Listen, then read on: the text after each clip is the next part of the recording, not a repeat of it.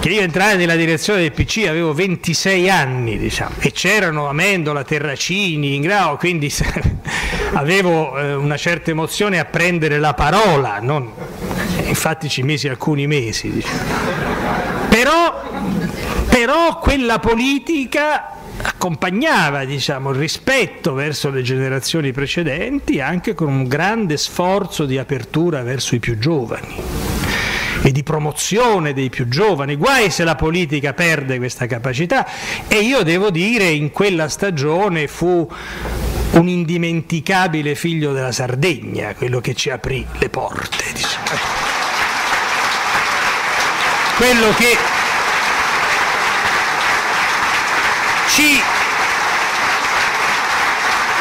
ci accompagnò, ecco. E quindi certo questo è il compito nostro, e aggiungo che mi fa anche piacere, diciamo, di volere essere qui in qualche modo a nome, vorrei dire, del gruppo dirigente del Partito Democratico, che naturalmente si è speso anche attraverso altre personalità, lo farà, ma perché noi nulla sarebbe sciocco in questo momento come una disputa tra i partiti che sono all'opposizione per dire ho vinto io. Ha vinto l'opposizione in tutto il paese, anzi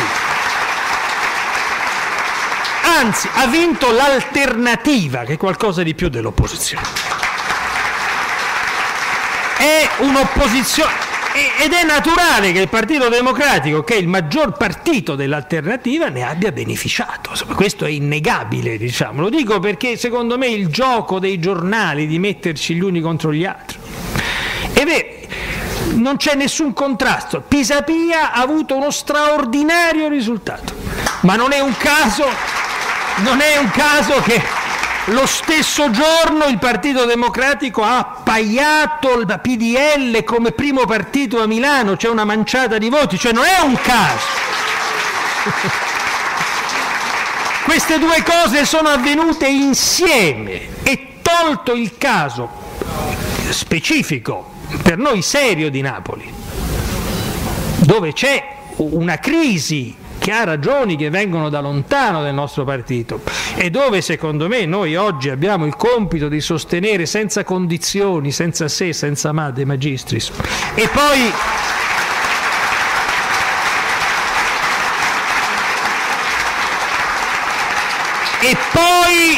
poi di lavorare.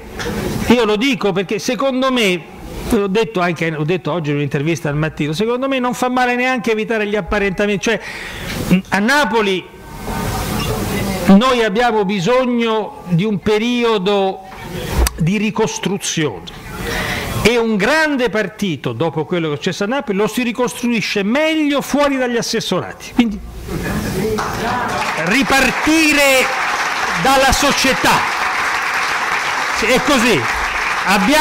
Se abbiamo avuto una malattia, lì non è stata una malattia da mancanza di assessorati, è un altro genere di malattia, e ne abbiamo avuti tantissimi per tanti anni. Ripartire dalla società. Certo, non consento a nessuno di dire che la sinistra democratica riformista è scomparsa a Napoli, che c'è sempre, ci ha punito, ma sono tutti lì e ci aspettano nel momento in cui noi sapremo ripartire.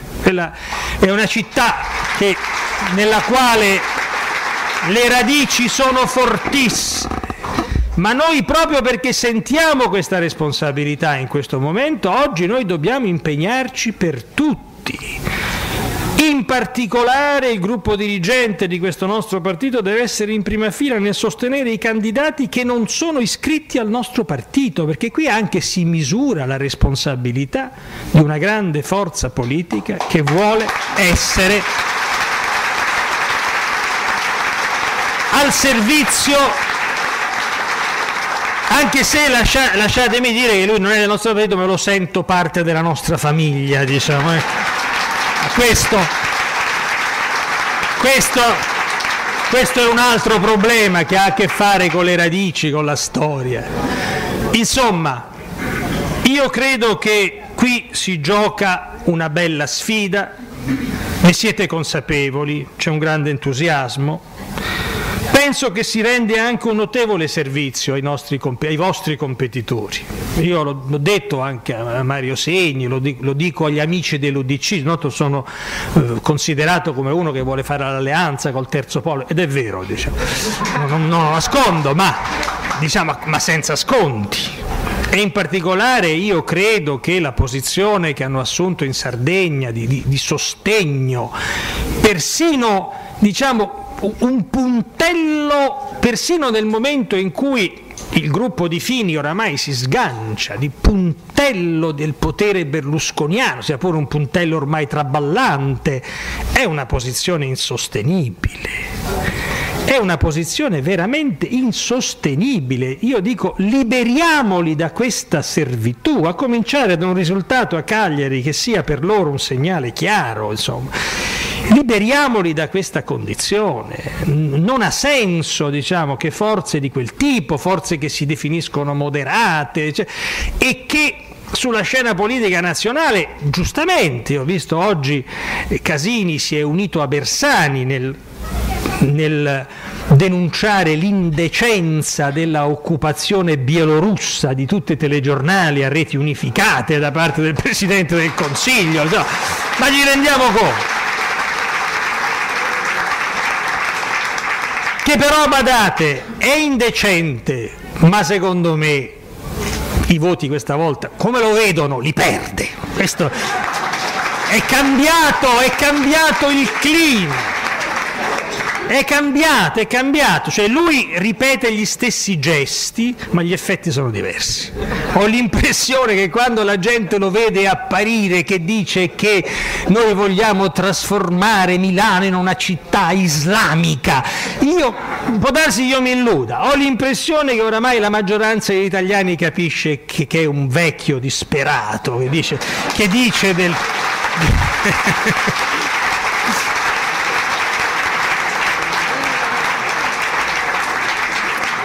Anche perché, a proposito di vigilanza contro l'islamismo, lui a Milano ci ha portato clandestina la nipote di Mubarak, quindi, sinceramente,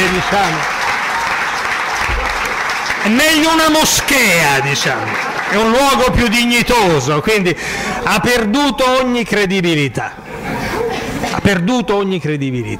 Ma io dico, forze politiche che vogliono avere un ruolo nella vita del Paese devono essere coerenti. Non si può denunciare l'insostenibilità dell'estremismo di Berlusconi e poi puntellarne il potere in un'isola come la Sardegna, perché la Sardegna non è un luogo secondario del Paese e quello che avviene qui ha a che fare con il destino dell'Italia. E allora questo noi, con spirito di amicizia, lo diciamo a questi amici che sbagliano, e innanzitutto lo diciamo ai loro elettori che sbagliano meno di loro, come si è già visto il 15 e il 16 di maggio e secondo me come si vedrà con chiarezza anche nel ballottaggio. Gli elettori spesso individuano la strada giusta, anche prima dei dirigenti. Ci sono momenti in cui i partiti poi devono seguire. Questo è, io credo, l'indicazione che viene dal Paese.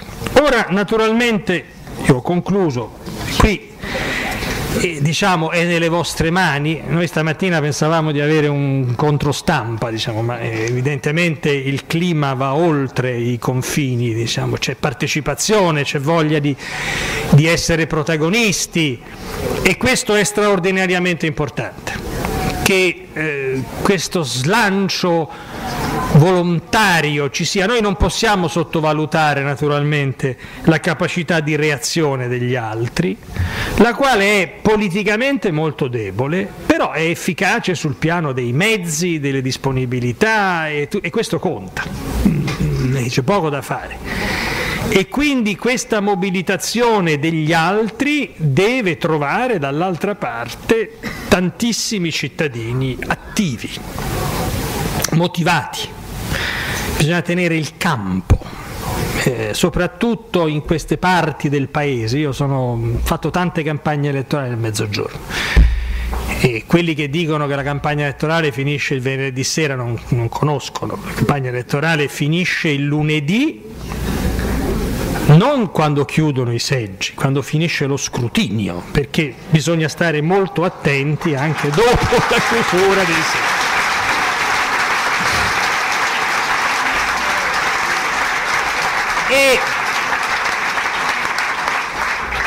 E guardate, le persone, i cittadini, hanno la percezione di quelli che stanno per vincere, perché li vedono.